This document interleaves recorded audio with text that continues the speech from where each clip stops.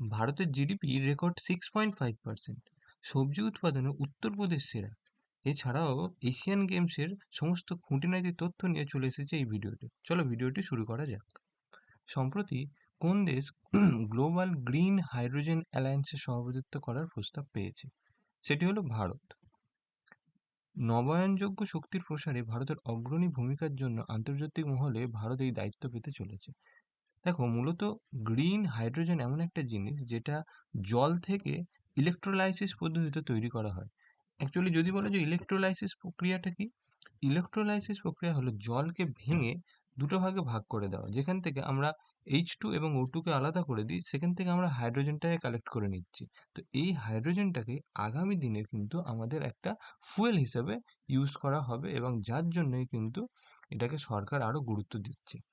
Hydrogen একটি carbon মুক্ত জ্বালানি। ভারত 2030 সালের মধ্যে 5 million metric ton green hydrogen উৎপাদনের লক্ষ্যমাত্রা রেখেছে।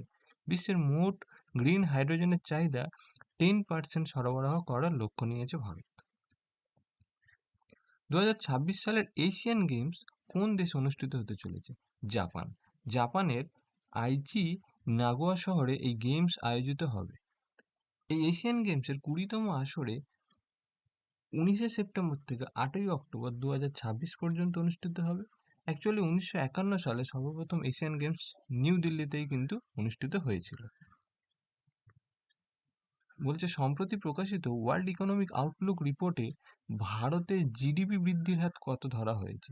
ভারতের জিডিপি বৃদ্ধির হার 6.5% ধরা হয়েছে। এটা কিন্তু প্রকাশ করেছে ইন্টারন্যাশনাল মনিটারি ফান্ড, আন্তর্জাতিক মুদ্রা তহবিল। এই ইন্টারন্যাশনাল মনিটারি ফান্ডের সদর দপ্তর হলো ওয়াশিংটন ডিসিতে। এর প্রধান হলেন ক্রিস্টালিনা জর্জিয়েভা।